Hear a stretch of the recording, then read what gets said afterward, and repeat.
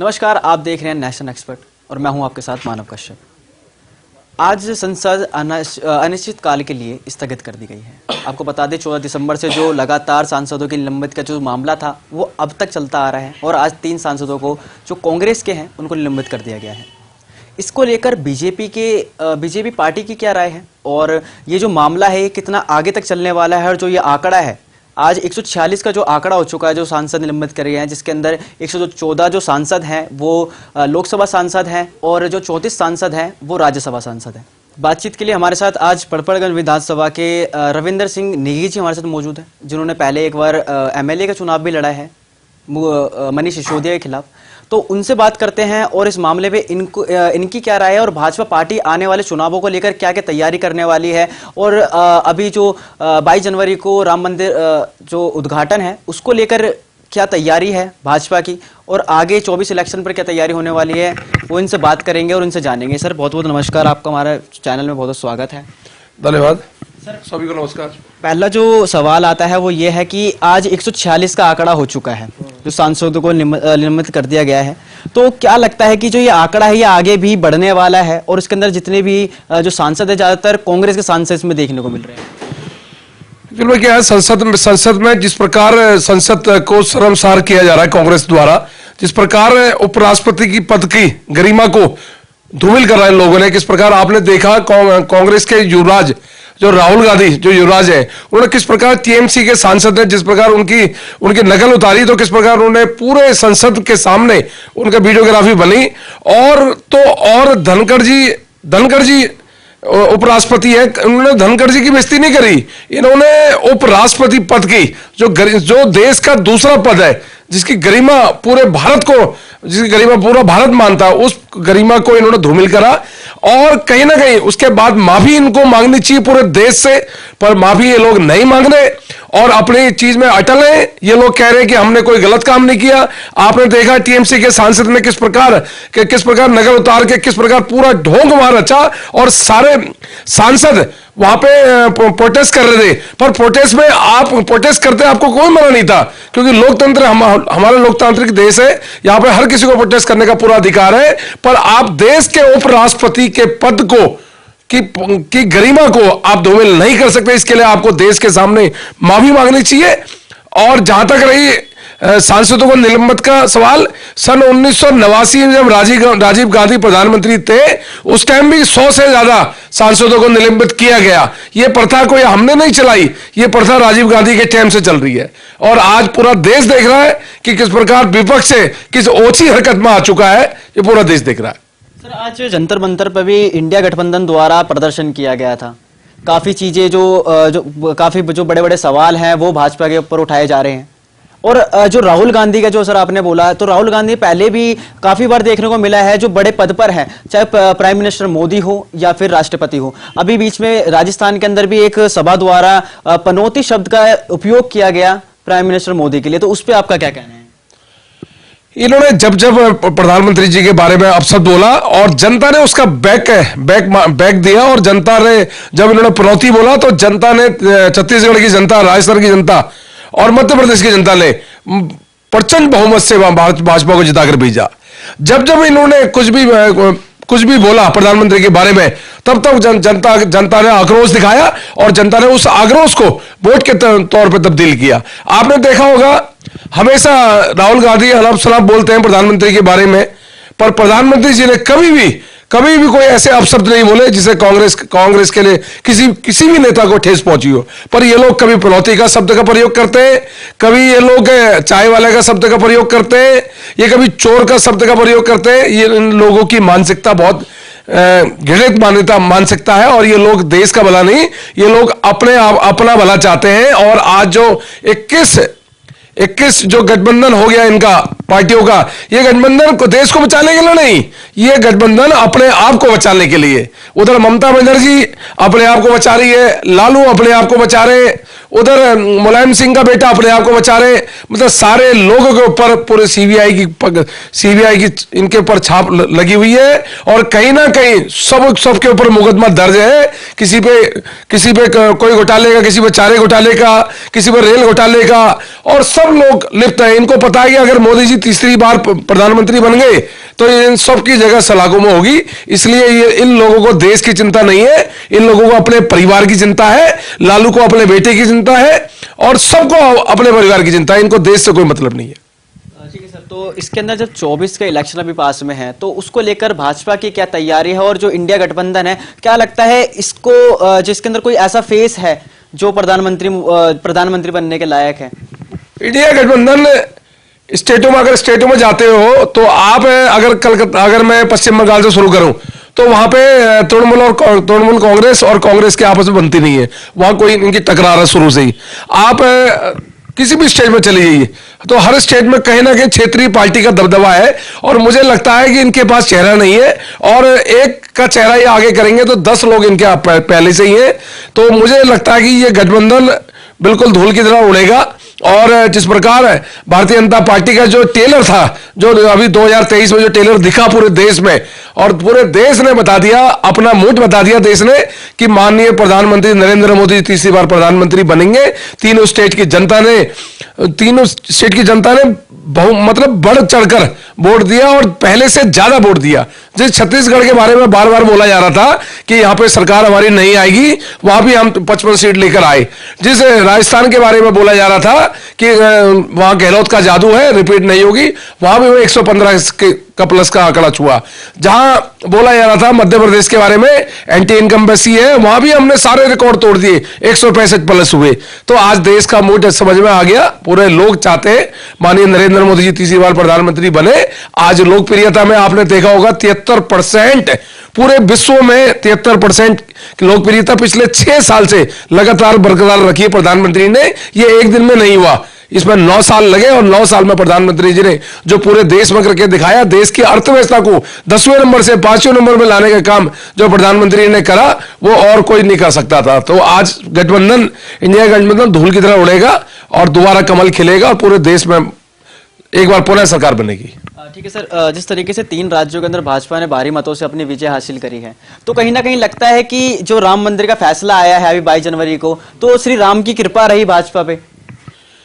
भाई ये राहुल गांधी वही है जो कहता था कि मंदिरों में छेड़छाड़ होती है, मंदिरों में छेड़छाड़ होती है, मतलब हिंदू सनातनियों को खत्म करना चाहिए। बार बार इनके बयान अभी चल रहे थे, बार बार इनके कांग्रेस के लोग कहते हैं कि हिंदू सनातन को खत्म करो। इनका स्टालिन जो गठबंधन है तमिलनाडु में उनका वो कहता है सीएम कि ये तो डेंगू की बीमारी है। सनातन धर्म, जो सनातन धर्म को गाली देते हैं और जो सनातन धर्म की बात करती है बीजेपी, जो 450 सालों से जो भगवान श्री राम का मंदिर नहीं था, हमारे घरों में मंदिर है पर प्रभु राम का मंदिर नहीं था, उस राम के मंदिर की लड़ाई किसी ने लड़ी तो भाजपा ने लड़ी। और अगर कृपा हो रही है भाजपा पे तो ये प्रभु राम कृपा कर रहे हैं सीधा सीधा, क्योंकि हम प्रभु राम को मानते हैं और प्रभु राम ने दिखा दिया किस प्रकार इनकी 45-55 सीट थी और आने वाले समय में वो 55 सीट भी नहीं रहने वाली, 24 के अंदर भी रहने वाली है श्री राम की कृपा बिल्कुल रहेगी। आज 22 तारीख को माननीय प्रधानमंत्री जी श्री राम भव्य राम मंदिर का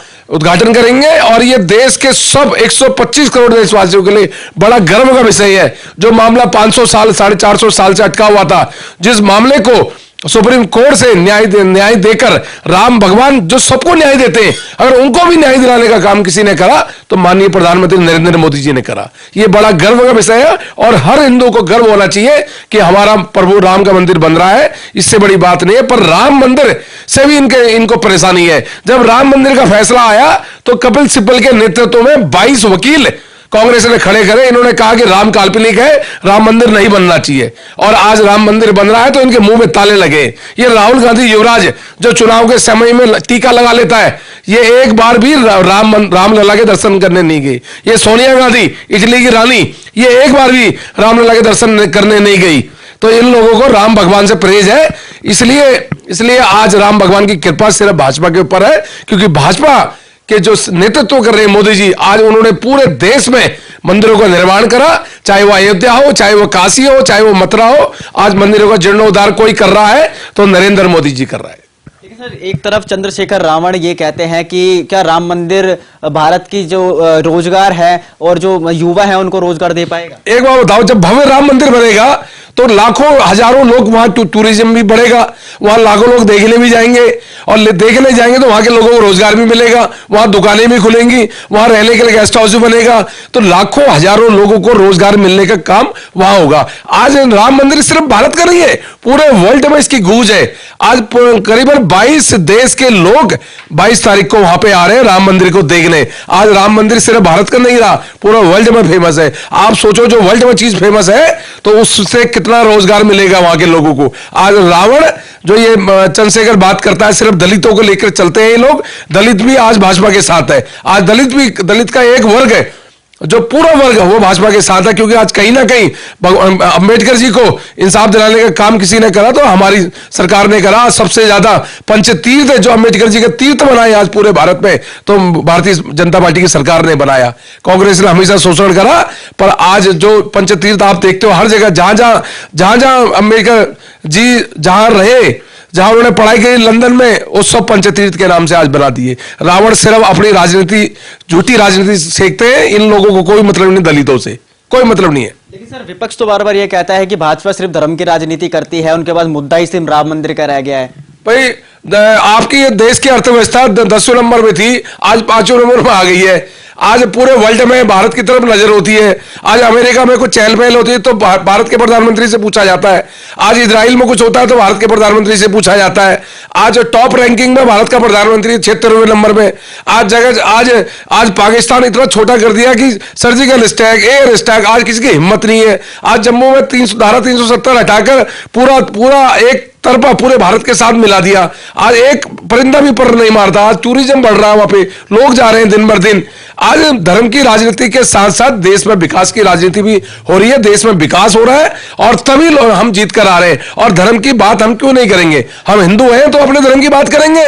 जब मोहम्मद गोरी आया तो उसने मुसलमानों की मकबरे बनाए, जब अकबर आया उसने मकबरे बनाए, जब हुमायूं आया उसने मकबरे बनाए। पर आज हिंदू कोई प्रधानमंत्री आया है, अगर वो मंदिर बना रहा है तो क्यों हो रहा है भाई पेट में दर्द तुम्हारे? हम हिंदू प्रधानमंत्री, हम मंदिर बनाएंगे? तो इसलिए सनातन धर्म के नाम से जो जोड़ते हैं वो खाली झूठ बोलते हैं, सर अपनी रोटी सेकी। और आज धर्म के साथ साथ देश का विकास भी हो रहा है। सर अब तो राहुल गांधी भी अपने आप को ब्राह्मण बताने लगे हैं, उस पर क्या कहेंगे? अभी लालू यादव के साथ मटन मीट बनाते हुए उनकी फोटो आई, जिसमें मीट खा रहे हैं वो बड़े चाव से। वो ऐसे ब्राह्मण हैं, वो चुनावी ब्राह्मण हैं। जब चुनाव होता है तो ब्राह्मण बन जाते हैं, और जब चुनाव गए तो उनको लच्छेदार जो जालीदार टोपी पहन लेते हैं, मस्जिदों में चले जाते हैं। फिर चुनाव आएगा फिर धोती पहन लेते हैं। तो ये लोग, ये मौका परस्त लोग हैं, इनको कोई मतलब नहीं है। और ये लोग अपने आप को ब्राह्मण बताते हैं और मीट बना रहे हैं। वहां लालू के घर में प्याज कैसे डलेगा, मीट कैसे डलेगा, कैसे भूनेंगे, ये चल रहे हैं। एक तरफ प्रधानमंत्री काशी विश्वनाथ में पूजा कर रहे हैं, शिव भगवान की आराधना कर रहे हैं। एक तरफ राहुल गांधी जो प्रधानमंत्री का दावेदार है वो मीट बना रहा है। तो आप सोच सकते हैं क्या इनकी सोच है। ठीक है सर, जैसे आपने काशी का नाम लिया तो मैं ये जानना चाहूंगा कि जिस तरीके से राम मंदिर का फैसला आ चुका है, 22 जनवरी को उद्घाटन होने वाला है, तो काशी मथुरा का जो मुद्दा बाकी रह गया है, इस पर कितनी जल्दी सुनवाई हो जाएगी? बिल्कुल सुनवाई होगी। सारे जितने मंदिर इन लोगों ने, मुगलों ने तोड़े, उन मंदिरों को तोड़े, उनकी जगह मस्जिदें बनाई है, वो सारी मस्जिदें टूटेंगी और वहां मंदिर बनेगा। सब जगह मंदिर बनेगा। कहीं ना कहीं सारे अवशेष है, सब अवशेष जताते हैं कि यहां मंदिर रहे। इन लोग जब इनकी सल्तनत आई, जब ये मुगल आए, जब गौरी मोहम्मद आया, इन्होंने धड़ मंदिर तोड़े और मस्जिदें बनाई। पर आज दोबारा वो मंदिर के रूप में तब्दील होगा और जल्द से जल्द काशी में भी और जल्द से जल्द मथुरा में भी फैसले आ रहे हैं। और आपके सामने, मीडिया के सामने सब दिख रहा है कि वहां अवशेष भगवान के पाए जा रहे हैं। ठीक है सर, अब थोड़ा सा दिल्ली पर आ जाते हैं, क्योंकि आप दिल्ली की एक छोटी सी विधानसभा के आप भी पार्षद हैं। तो सबसे बड़े क्वेश्चन मैं ये करना चाहूंगा कि केजरीवाल साहब का भी एक बयान सामने आया था, जिसके अंदर उन्होंने कहा था कि मोदी जी इस जन्म में क्या, हमें अगले जन्म में भी नहीं हरा पाएंगे। इस पे क्या आप क्या कहेंगे? भाई ये केजरीवाल जिसको दिल्ली के लोगों ने सत्ता की चाबी दी, जो फ्री के नाम पे, जो फ्री बिजली और पानी मुफ्त के नाम पे जो सत्ता में आया, और दिल्ली से संभली नहीं, और ये राजस्थान में चुनाव लड़ने गया, वहां इसकी जमानत जब्त करी, नोटा से भी कम वोट मिले। ये उत्तराखंड चुनाव लड़ने गए, 70 की 70 सीटों में जमानत हुई। ये गोवा में चुनाव लड़ने गए, 70 की सारी सीटों में जमानत जब्त हुई। ये उत्तर प्रदेश में चुनाव लड़ने गए, सारी सीटों में जमानत जब्त हुई। ये मध्य प्रदेश में चुनाव लड़ने गए, सारी सीटों में जमानत जब्त हुई। अब मुझे छत्तीसगढ़ में चुनाव लड़ने के सारी सीटों में जमानत जब्त हुई। अब जो आदमी दिल्ली संभाल नहीं पाया, जो अपने खांसी का इलाज नहीं कर पाया 9 महीने में, 9 साल में, वो क्या मोदी जी को चुनौती देगा? और आज जो आदमी शराब की दलाली खाकर छुप रहा है, बार बार ईडी के नोटिस में भाग रहा है, देश के संविधान को नहीं मान रहा, देश का संविधान कहता है कि ईडी नोटिस दे, ईडी नोटिस दे, उस ईडी के नोटिस का जवाब नहीं दे रहा, बार बार भाग जा रहा, पंजाब चले गया अपनी खांसी के इलाज के लिए। लोग मर रहे हैं यहां लोग प्रदूषण के कारण लोग मर रहे हैं, 400 के पार प्रदूषण है, लोग मर रहे हैं, आए दिन बुजुर्गों की मौत हो रही है, पर 10 दिन के लिए पता नहीं कहां चला जाता है और गायब हो जाता है देश और दिल्ली को बिल्कुल अनाथ छोड़कर चले जाने का काम है। और जहां तक रही मोदी जी की बात, मोदी पूरे भारत को, पूरे देश को कोरोना काल से लेकर और आज तक पूरा संभाल कर चल रहे हैं। सर, एक तरफ केजरीवाल साहब का एक बयान सामने आया था कि कभी हम कांग्रेस से, कभी हम नीतीश कुमार से, कभी लालू से, हम कभी गठबंधन नहीं करेंगे, लेकिन आज ये सभी लोग एक गठबंधन में दिखाई दे रहे हैं, इंडिया गठबंधन के अंदर। तो इस पे क्या कहना है आपका? ये वही केजरीवाल है जो 1600 पन्नों की फाइल लेकर घूमता था, शीला जी की 1600 की पन्नों की फाइल है, कलमाड़ी चोर है। पर आज उन्हीं कांग्रेस वालों के साथ ऐसे हाथ करके पूरे मंच में, मतलब आज जो आदमी कहता था कि शीला के साथ, शीला चोर है, मैं गठबंधन नहीं करूंगा, और 2013 में जब चुनाव हुआ सबसे पहले कांग्रेस के साथ गठबंधन कर सरकार बना ली। ये लोग सिर्फ देश का विरोध करते हैं, ये कहीं ना कहीं भाजपा का विरोध करते करते देश का विरोध करते हैं। ये वही केजरीवाल है जो सर्जिकल स्ट्राइक का सबूत मांगता है, एयर स्ट्राइक का सबूत मांगता है, जेएनयू में जो नारे लगते हैं भारत तेरे टुकड़े होंगे, उनके साथ ये खड़ा होता है, 4-4 साल तक उसकी फाइल को दिल्ली पुलिस को नहीं देता कहीं ना कहीं। और राम मंदिर की जगह कहता है कि यूनिवर्सिटी बना दो, और दिल्ली में हज हाउस बनाता है। दिल्ली में 100 करोड़ का हज हाउस बनता है रोहिणी में, द्वारका में, और राम मंदिर की जगह कहते हैं, ये लोग कहते हैं वहां यूनिवर्सिटी बना दो। तो इनकी दोहरी राजनीति पूरा देश समझ चुका है। ये हिंदू विरोधी लोग हैं, देश विरोधी लोग हैं, ये कहीं ना कहीं बिल्कुल, ये लोग जिस प्रकार खालिस्तान का जो जन्म हो रहा है, ये इसकी देन है। पंजाब में जो दोबारा आतंकवाद दोबारा चरम सीमा में है, कहीं ना कहीं केजरीवाल का पूरा रोल है, खालिस्तान से मिला हुआ है। वो दिन दूर नहीं जिस दिन ये भी जेल जाएगा केजरीवाल, आपके सामने आप देख रहे हो, सारे इनके मंत्री जेल चले गए, ये लोग भी जल्दी जेल जाएंगे। ठीक है सर, श्री राम मंदिर का उद्घाटन होने वाला है 22 जनवरी को लेकर, तो देश की जनता को क्या संदेश देना चाहते हैं आप? भाई हमारे प्रभु राम का मंदिर का तो उद्घाटन हो रहा है, तो हमारे लिए तो बड़ा गर्व की बात है। मैं तो देशवासियों को कहूंगा कि जैसे दीपावली बनाई हमने और दिए से पूरा देश जगमगाए, और 22 तारीख को जहां भी आपके आसपास के मंदिर हो, उन मंदिरों में सुंदरकांड करें, उन मंदिरों में पूजा करें, आराधना करें, प्रभु राम की लीला का गुणगान करें। हर कोई सनातनी टीका लगाए उस दिन, और हर घर से व्यक्ति निकले और अपने आसपास के मंदिरों में खूब आराधना करे। और कहीं ना कहीं ये हम सब लोगों के लिए बड़ा गर्व का विषय है कि आज प्रभु राम का मंदिर बनने जा रहा है। सर, आप अपनी विधानसभा से क्या व्यवस्था रखने वाले हैं श्री राम मंदिर के लिए? हम सारे मंदिरों में हमारे संघ परिवार के लोग कार्यक्रम कर रहे हैं, और उसमें हम लोग भी करेंगे। आम जनता, सारी RWA, सारी NGO, सारी महिला कीर्तन मंडली, सब लोगों को मिलाकर हम लोग हर मंदिरों में उस दिन पूजा आराधना होगी। हर मंदिर में LED लगाएंगे, और प्रधानमंत्री जो लाइव प्रसारण करेंगे उसका सीधा प्रसारण हम पूरे विधानसभा में पटपड़गंज के लोगों को दिखाएंगे, और पूरा भगवा में उस दिन पटपड़गंज विधानसभा होगी। बहुत बहुत धन्यवाद।